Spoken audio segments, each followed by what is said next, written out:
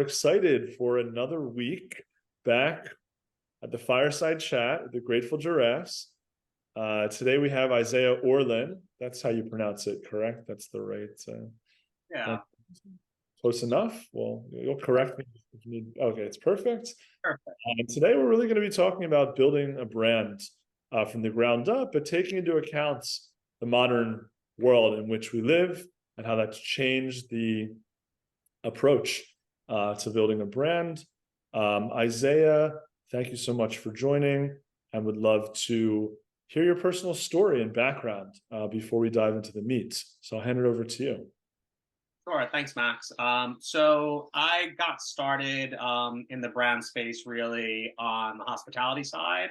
While I was doing my undergraduate degree, I was working in nightlife in Miami. And then while I was doing my law degree and MBA, I started negotiating alcohol brand deals into large hospitality nightlife channels on South Beach. From there, I went to Las Vegas and became the first head of partnerships for any of the casinos in Las Vegas, and restructured really how the major nightlife outfits did deals with brands.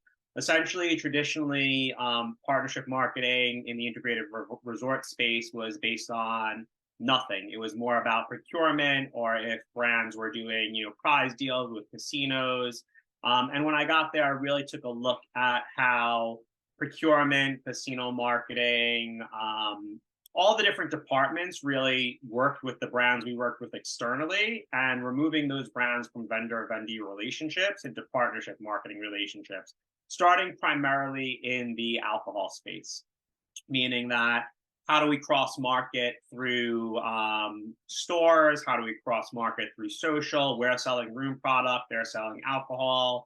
And then moving into technology such as, Hewlett Packard and companies we bought equipment for building these large mega resorts all over the world. And in exchange, they would bring us their convention business. We cross market into chains like Best Buy and so on and so forth. And worked with property marketing also in humanizing the core brand. And really, social media changed how you build brands. Traditionally, in the brand space, you talked at the consumer, meaning you'd use traditional out-of-home media, or you'd use events and then use public relations to drive that thought process of what the brand was about and how the brand, talked at the consumer for a need, a want, or something of that sort. Social media brought a new dimension into brand development. And I'd say this was really like 2008, 2010, in that you can humanize a brand across social media channels. And what does that mean? It means that you can give the brand human attributes through the way the brand interacts with humans on Instagram and Facebook, meaning that nobody really wants to talk to the person who just boasts themselves up and says, I'm great, I do this, I do that. But when a person gets into their interest, that's how they create community in social media. You see it on Facebook groups, you see it on TikTok. They create a community, a tribe, and a brand can do this as well. So what did that mean? When I was at the Venetian Palazzo, it meant not looking at us as a casino, not looking at us as a convention center, not looking at us as a gaming, but really understanding what the pillars were to humanize the brand, right? So the pillars to humanize that brand would be food and wine, it would be gaming, it would be convention, would be sports, would be entertainment, but these were pillars to humanize the brand. I did that there for a few years, and that sort of partnership marketing, development to also humanize the brand and garner more clientele by cooperative marketing has now been taken out to MGM and Caesars through people that I had trained at Las Vegas Sands. I then moved into the same similar process for the alcohol industry and became the head of partnerships for the largest alcohol distribution company in the United States. At the time, it was called Southern Wine. It's Southern Glazers now, following a merger in 2015. And really looking at the supplier relationships with the distributor, and then the supplier distribution and retail relationships to really drive that similar experience that I explained with LVS. And then that's when I sort of left that world and got into development of my own brands, initially with someone else's brand, running a champagne company, restructuring their distribution, their importation development, and other types of their relationships. And then from a spiritual perspective, and I can't talk about, brand development without my journey, I went down to Peru in 2016 and for the first time had sat with the Shipibo tribe and did ayahuasca and decided that I wanted to leave the alcohol and gaming space and build more holistic healing and wellness platforms as vehicles of change. So I exited the champagne company I was with, and I took a similar model to how alcohol companies were built, specifically Grey Goose and Jägermeister and Casamigos, in creating a brand incubation company here in California.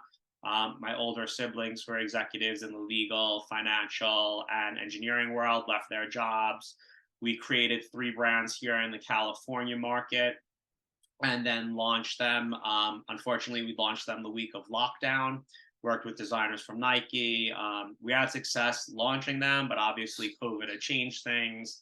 I also then got involved and launched a regenerative medicine stem cell company in Colombia, a Delta 8 company during the cannabinoid craze in 2021 into the head shop space, and a few other businesses. And where this all sort of comes together is the learning process on building brands that occurred during those experiences of being a CEO of my own company for the first time, being the CEO of a regenerative medicine company. And there's commonality, whether there's a CPG, a service mark, or whenever you're building a brand, there's commonality to the pillars of how you build that brand. And it really boils down to a few things.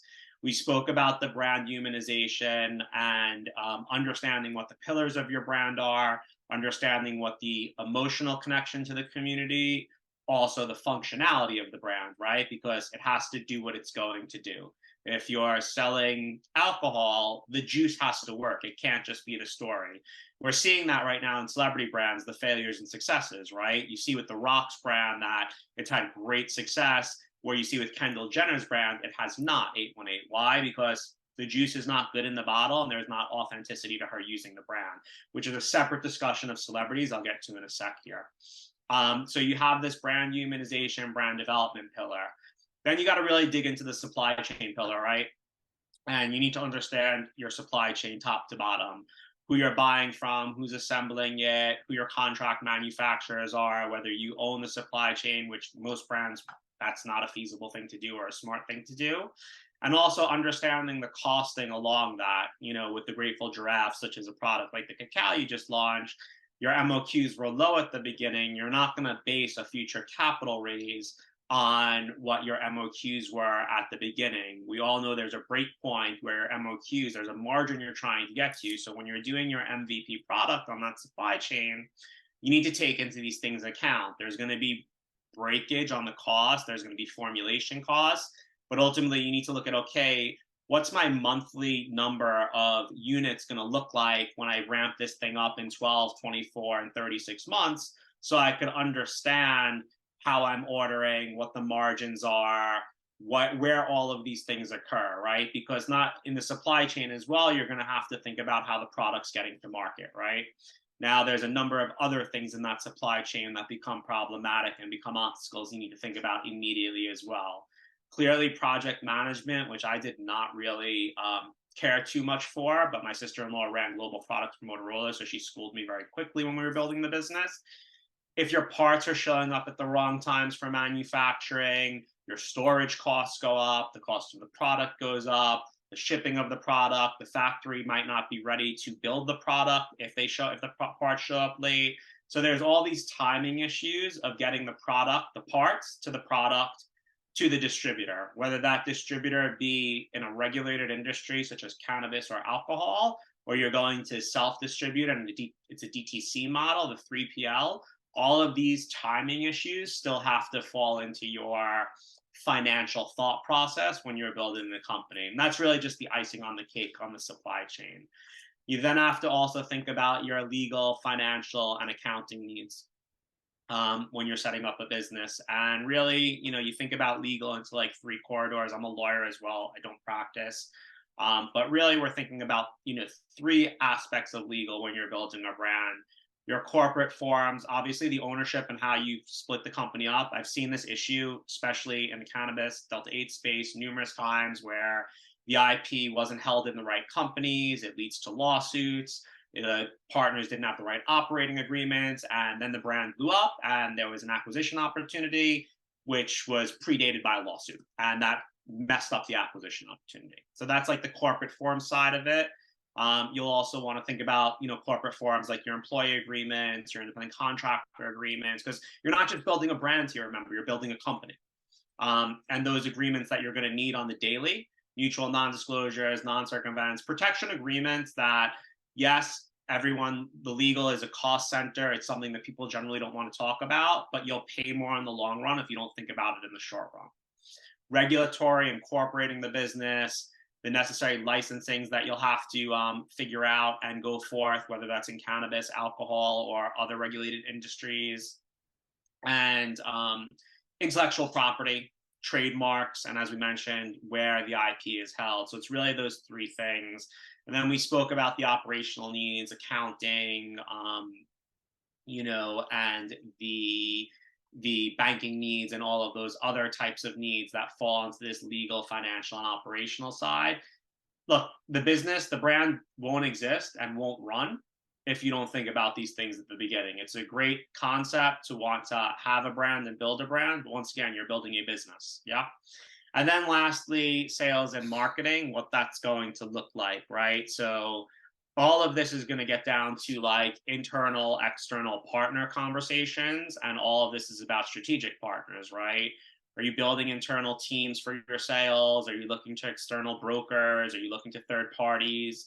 Is there a regulated distribution structure that you have to go through? Are there market leaders in the distribution that you're going to partner with? Are you looking at platforms?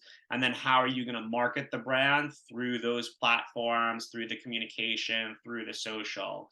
And when I go through this with the brand, I'm giving a very high overview here of these pillars. When I go through these sections with the brand, and when I consult or I build my own brands, there's hundreds of questions that need to be answered here, and comes down to really what your financial capabilities are, what your know-how is, and whether you're going to be using internal, external partners, and really the best case use for your individual networks to use strategic partners to project that brand message. So, that's sort of the high level view of building the brand and the entity. For myself, there's also things I like to lean into with the team, such as like disciplining your senses and letting go and non-attachment, these more lofty spiritual concepts, because if the team's not working in cohesion and in the right direction, it just creates friction. And I really learned that at the Venetian and Palazzo, right? Because here was a huge multi-billion-dollar brand company being built, but ultimately, at the end of the day, what were we serving? We're serving the stock price and the stock at the end of the day. And I always use this example in that procurement might have one idea to buy a widget, and there's three widgets. One's 100, one's 200, one's $300,000. They're all of equal means. Well, procurement's going to go with the $100,000 widget. But the $300,000 widget helps us build a brand. How does it do that? We pay $300. They also are going to bring a convention to us for $5 million with a 60% margin. And on top of it, it might be a computer company. Let's say it's Apple or someone that we can get into their database and promote our free independent traveler. So ultimately, that has more value to building the brand than just taking the cheapest part. Yeah. So there's lots of things that come into account when you're dealing with the strategic partners as well when you're building the brand. But ultimately, the first thing you're doing is figuring out how to get your MVP to market, what your sales channels look like, what the bare minimums are, given your budget to set up the different pillars of the business, and then moving from there. Okay. A lot, I know. Lots to unpack. Thanks for that amazing overview. I guess most people who are listening to this, either here in the future or probably at the earlier stages, of building the brand. So kind of these larger brands that have stock prices probably are less less relevant at that stage. For those who are kind of in the garage or at square one and who hear, oh, I have to get all my corporate stuff in line, and my legal stuff in line, and my operational stuff in line, and my supply chain in line, it's enough to just be like, forget it, right? But maybe what are some things you would advise to those who are really, looking to test a thesis or test hypothesis before spending all of this money and time and energy in like the infrastructure? Like, how do people de-risk, their brand concepts without having to put down 100K in all these, preliminary expenses? Great thought. Great question. I think first of all, you have to decide, is it a service mark or is it a CPG? And if it's a CPG, you still have to go through the brand humanization process, right? You still have to understand what the functionality of the brand is and the emotional connection of the brand is. Because if you can't speak to that, you can't A/B test the product with consumers. What are some good examples, a few examples of brands that you think have really nailed the humanization and the functional, sort of component? It's a great question. The humanization, really creating the brand Casamigos in the alcohol space, brands like Lululemon, brands that people have opted into their lifestyle past just the functionality, right? I can go drink any tequila, and I don't really drink anymore, but I can go drink any tequila. But there's a reason that people drink Casamigos, because it says something about them, right? There was a reason that Grey Goose was great at it. They were one of the first. It was run by this gentleman named Sidney Frank, because it was a symbol of status. It wasn't just vodka in a bottle, right? Just like when people wear aloe or Lululemon or when it's not a generic mark and it states more than something about the user than just the functionality, that's when they've humanized the brand, right? If that makes sense. And how do you think those types of brands that have managed to break through, like, what was their, and we'll get back to the other question, but what do you think differentiates, a brand that's able to break through and become that symbol? Is it just a ton of, great partners and repeated impressions and the same consistent messaging? Is there a secret to this, or is it just doing the work with the right people? Oh, there's absolutely a secret sauce. Casamigos and Grey Goose were built by the exact same team with the exact same strategy. They used the distribution. They had a footprint thought process, meaning 3 bottles behind every bar. They made all the bartenders and all the distributor partners friends and family. They created community. And George Clooney and using celebrities these days, that's what I was going to get to in a moment. When a celebrity takes a brand and it becomes an extension of their being, which Puff did with Ciroc, Diddy did with Grey Goose.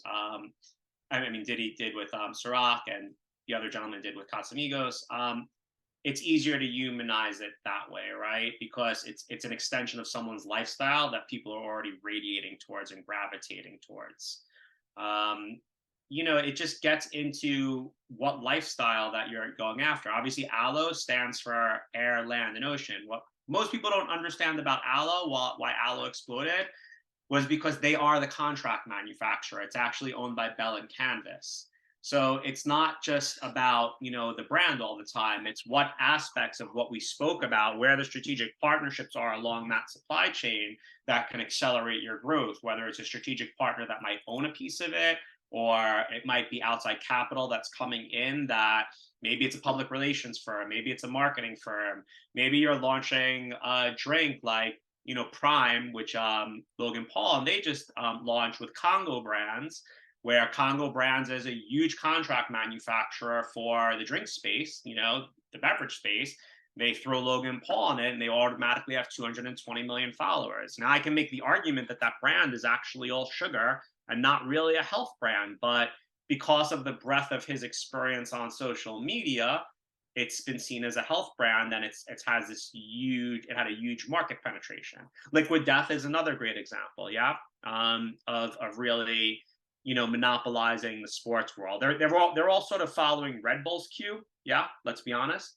And Red Bull's thought process originally was, if you speak to the owners and founders, is they're not a beverage company, they're a marketing company. And one thing Red Bull doesn't do is sponsor events. Yes, they have a race team in F1, but you won't see them going around, like, aside from the clubs and the nightlife where they partner with, if they're gonna have an actual event such as their Fleetag, it's freestanding and they own it so that they can control the story because they view themselves as a marketing company. So it comes down to some of these decisions at the top as well, right? Are you a lifestyle company or do I view myself as a tequila? Right? Casamigos is another great example. Look, they do these partnerships with companies like Sugarfish. Jack Daniels does that as well, so that they can get into that other high-end grocery store chain.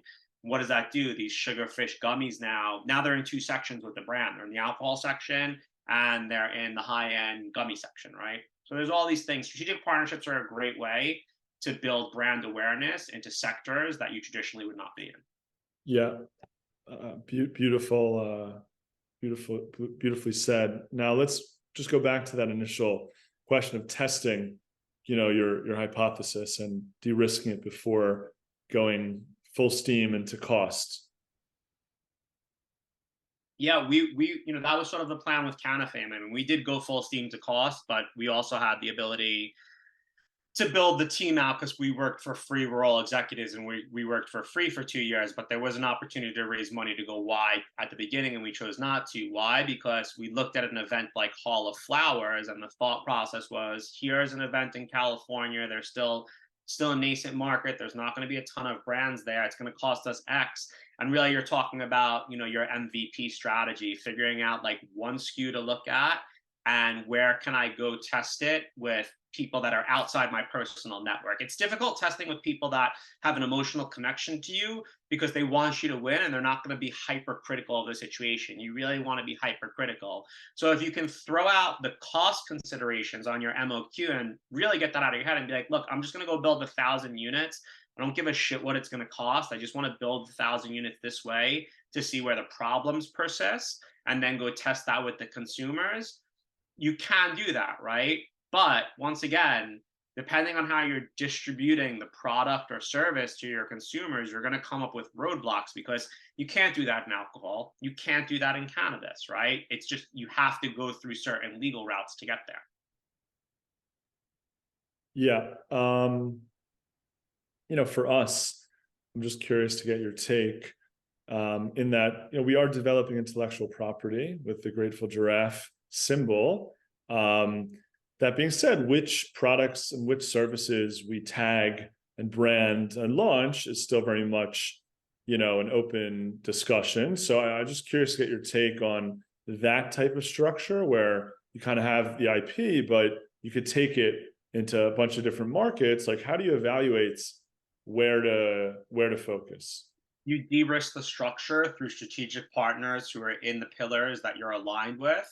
And you create sub companies under the intellectual property company, right? And I've done that with my brands in certain situations, right? What does that mean? Grateful Giraffe's brand sits at parent company X, intellectual property sits at parent company X. Grateful Giraffe wants to launch, I don't know, give me a product, Max. A gratitude journal. Okay, a gratitude journal. They go to Penguin Books, right? And say, we are not in this business. We don't want to be in this business, but we have a network of people that we could promote this to. Why don't we give you the mark and figure out what the bleed is on the percentages and license that category, meaning, okay, I can't do anything else in the books category. I'm giving Penguin the exclusive rights. And for those exclusive rights, I'm going to de-risk the cost of launching the product because you know how to launch it. I'm going to take a percentage, maybe a licensing fee on the top, and you can work your way into different structures, right? So what do we mean by that? When you're talking about licensing brand product to someone, I look at it through the lens of a few structures. One is, okay, it's me, I'm building it, I'm taking all the risks. It's an owned and operated pillar, right? Pillar two is a joint venture. I'm going to work with someone and we're going to de-risk it collectively, cohesively. And then three would be more like the management sort of licensing Virgin model, like Virgin, Richard Branson, where it's like, we're going to manage the brand story. We're going to handle the brand. We might even handle the SOPs, but we're not going to you're going to handle all the financials on the other side. That per se is like the luxury resort model in like a lot of the hotel industry, like W Hotels, not owned by Starwood, right? The real estate is owned by someone else. Starwood owns the W brand and manages the properties and gets fees based on licensing the brand and paying employees, and there's all different bleeds that way. You can do that with products, right? So someone might have a specialty. There might be strategic partners within these pillars.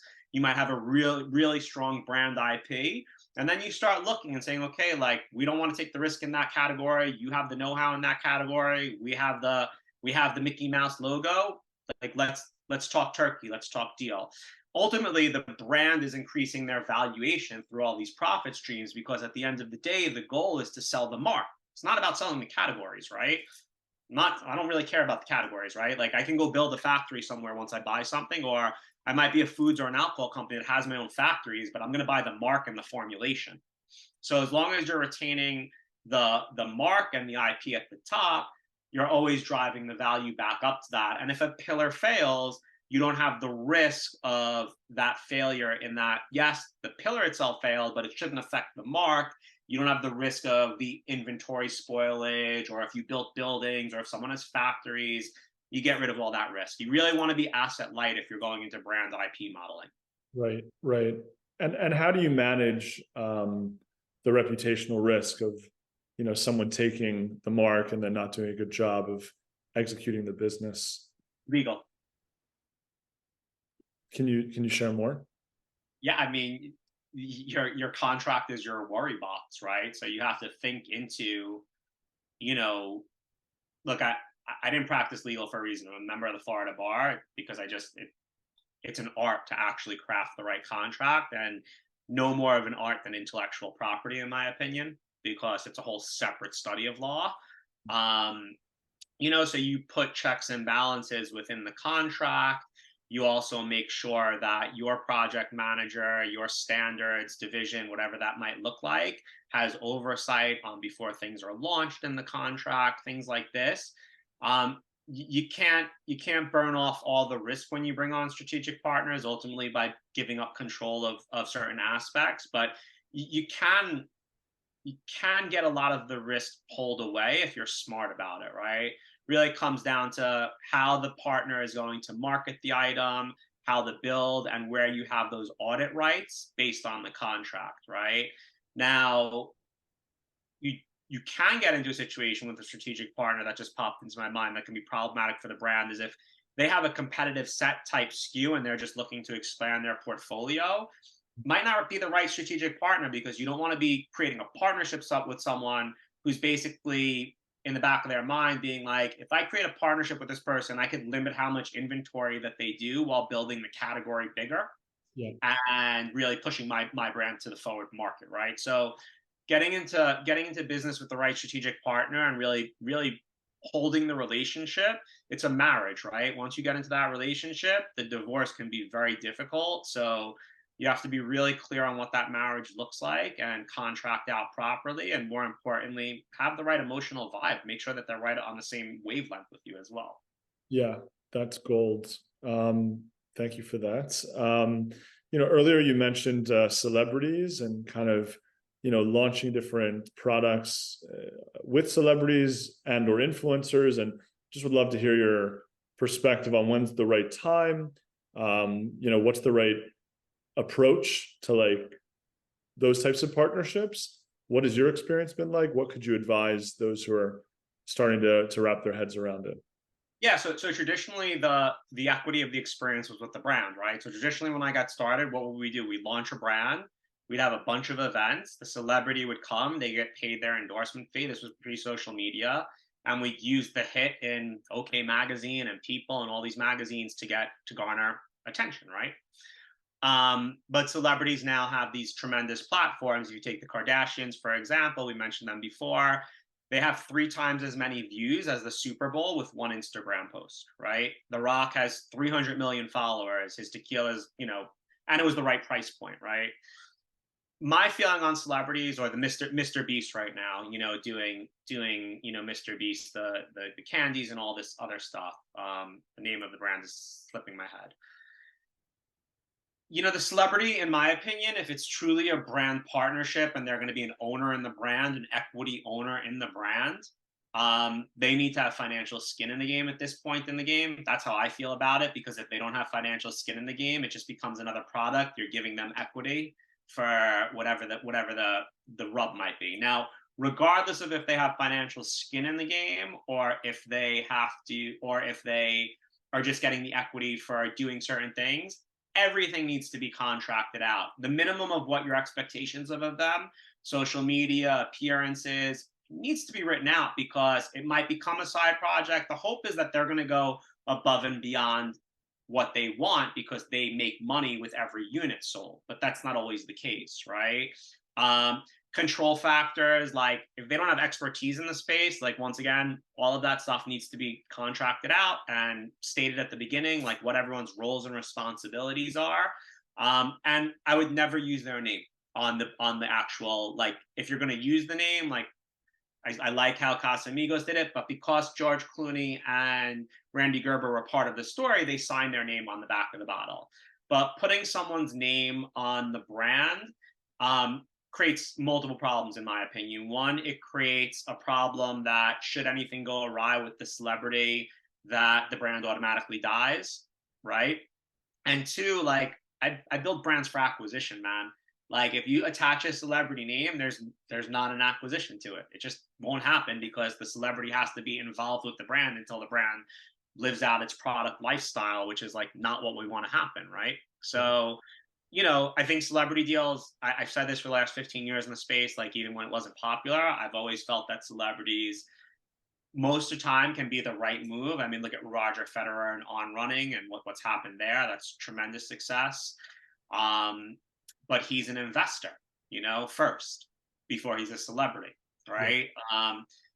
You look at something like the Messi brand right now, while the Hilfigers are running it, I don't know if that's going to have great success. Why? Because, yes, it has his name on it, but that's not what he wears on the field. Like, when you bought Jordan shoes, you had the belief as a kid that you were going to play like Michael Jordan, right? So there's all these things to take in consideration based on the celebrity sector, based on what their roles and responsibilities are going to be, based on if they're going to have skin in the game, which, like I said, I think is imperative most of the time, but not always doable. And then based on what their outreach is, and based on who their demographic is.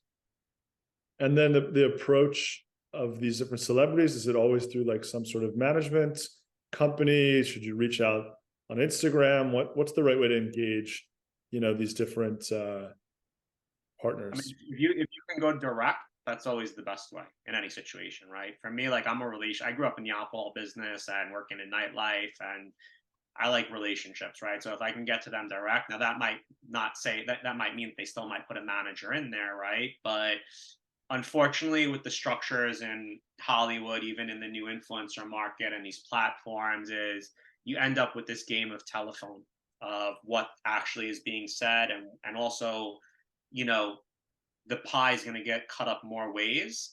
And, like, at the end of the day, the management might not understand the business itself, right? Like the alcohol business or the cannabis business, or like how much investors need to make and the brands. It's a complicated conversation. If you can go direct, it's awesome. If you have to go through management, I think the ultimate question is, are you talking to the right management? The person who's booking their tours, like let's take musicians, for example, is not the same person who's handling the brand deals for them. Right. What type of splits do you see common in this world in terms of, like, is it off the top? Is it revenue? Is it off the bottom? Is it profit? Is it 50-50? What kind of deals happen that are marketable? Ideally, if it's handled correctly, it should be no different than, like, they get paid on their appearance fees, right? As they would generally. They get their equity. Their equity counts the same way as stock would count, meaning through disbursements, like when there's distributions, right? And then their travel is covered as well. And that's the rub, right? Like, if they need to go to a bunch of liquor stores for, a 3-week tour, and you have to cover their jet fuel and their planes, that gets expensive, man. It changes the dynamics, right? So, it can be a situation where you're covering expenses, where they get distributions just as anyone else gets distributions. It could also be where there's a small points on every unit sold. You could even think about saying, look, because they might want some money up front. Okay, you can have some money up front, but let's put it against future distributions so that you're incentivized to make this thing work. Problem is, the more money they get up front, the less work they're going to do. Right. It's just the reality, right? Because they're a celebrity with hundreds of 50 million, 20 million, 100 million, I don't know how many followers, right? But just because they did their brand deal with you and you prevented them from doing brand deals in this category doesn't mean that they're not getting approached by other brand deals. And that's another conversation. It's like, look, if I'm locking you in this category, I might not want you to work in these 3 other categories, right? For a certain amount of time, right? Because you can't sell the consumer everything across your platform. You're not, the news where it's like, okay, you're going to shoot 50 ads out and you're going to capture all these consumers. Like, they need to buy into that anything that you're a part of is actually part of your lifestyle. Because if the consumer does not feel that way about what the celebrity is pushing, then there won't be adoption, and ultimately there won't be stickiness, right? Because that's really what you're trying to do with these celebrities, right? You want to remove the stickiness that exists. You don't want to remove it, the stickiness between the celebrity and their follower. You want to transition that stickiness into the product, meaning that I don't want the person to just buy the product at one moment in time, but I want the person to become a lifestyle warrior of that product the same way that they're attached to that celebrity. So that's a different game, right? Because it has to be a repetitive situation where they believe that this is the coffee that the person uses every day, this is the t-shirt that the person wears to the gym every day, and so on and so forth. And what do you think about the relationship between community and brands in 2023? And what would be your strategic advice to brands in terms of how they go about cultivating community, building community, having real community versus just a bunch of users? I mean, community, tribe, it's depends what kind of business you're doing. Are you a commodity brand, or are you, a lifestyle brand? And with a lifestyle brand, it's imperative to have a community. If you're just someone that's popping up a store on on Amazon, and you're just looking for the rub on making margin between things you're buying on Alibaba and selling, it doesn't really matter, right? If you're Grateful Giraffes, or if you're Higher Frequencies, or if you're Casamigos or Lululemon, or any of these other brands that are quote unquote this old terminology lifestyle brands, it's pretty important, right? Because like I said, you're trying to create, if you go back to the brand humanization thing, right, you're hoping that these pillars that the brand stands for a community as well. It's like if we were all in the schoolyard at the playground, like we're all hanging out, the brand is hanging out there as well. It's no different than Timmy or Jane or Max or Isaiah. They're a part of that community. It's a hard thing to solve, Now the issue is, like, can you pop the bubble by the community going awry or the brand going? It's a delicate balance of seesaw, right? To make sure that the brand is executing on its promises while still being a part of the community, right? Once again, the emotional promises and the functional promises. What do you think about sort of spiritual brands, or brands that are looking to create a positive impact but are ultimately for profit? Do you think there's a tension there? Do you think there's a dissonance there? What's your take on this class? No, I don't think there's a tension. I think, like, people have to eat, people have to make money, and people have to live. And if you're a wellness brand and you're bettering people's lives and you're employing people in business,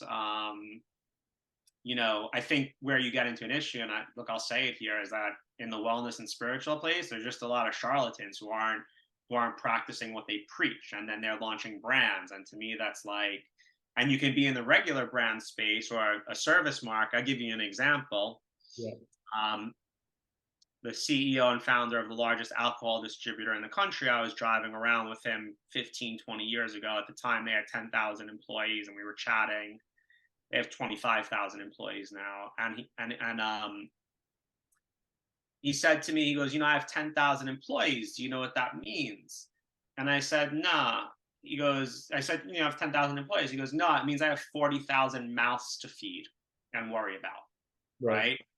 So it really comes down to the intention and how those profits are being used. Now it's a multi-billion-dollar company, and there's been all sorts of things through the years. So I think it comes down to the intentions, not so much whether it's for a nonprofit, because that's also jargon as well from a legal perspective. We've all seen nonprofits that rape and pillage the money that's coming in, and it never gets to the intended recipients. Yeah. Cool. Well, I think, we've covered a lot of ground. If anyone in the audience, has any additional questions, now would be the time to either write them in the chats or just share them verbally. If there's no additional questions, maybe Isaiah, as an entrepreneur who's in the brand building space, you can share kind of how you stay aligned and how you've also transitioned away from sort of the alcohol gambling arena into this more conscious world. And, would love to just hear how you stay in alignment. And maybe if we have another question coming in the meantime, we'll put that in the queue. Sure. How I stay aligned. So I grew up in a household of meditation, guided meditation, psychics, astrology, numerology, hippie Brooklyn family. And I strayed away from it. Like I said, I had a bit of a reawakening during the ayahuasca ceremonies. I don't lean into the medicine as much as, for me, it's about the integration after, but I study many faiths and many denominations. And for me, like I said at the beginning, it's really about disciplining your senses and really understanding that there's a greater energy that we're all a part of, and practicing on the business side, letting go and non-attachment, right? Understanding of the letting go is pretty important, because you could have a negative experience. The experience happened in business, but if you continue to reanalyze it and carry it with you, you continue to re-injure yourself on a daily basis. And that doesn't help you. It doesn't help the business. So that's pretty important. The non-attachment is you're going to set milestones and goals, but you have to be willing to understand that not all of those are going to manifest into what you think they're going to manifest. So you could be accepting that that's what's going to happen, but you also be non-attached to the outcome. So that's really what I lean into. I wake up every day, I meditate for 20 minutes, I do 30 minutes of cardio, 60 minutes of yoga. I finish the day with yoga generally as well. So just having these practices, understanding that we're all energy, and that all of this is really, it's a bit of an illusion, as some religions will say, but understanding that we're here to learn and grow our energy and help each other. That's really been what I've been working on the last 6 years, falling back into Kriya Yoga studies, Buddhist studies, things like this. Like I said, that's really the basis of my brand, Higher Frequencies. It's based on 4 pillars: spiritual enlightenment, wellness, travel, and music, things that bring people together, with the idea that everything is based on frequencies, and that we're all moving towards this moment of enlightenment through our soul's corrections, and how do our actions justify that?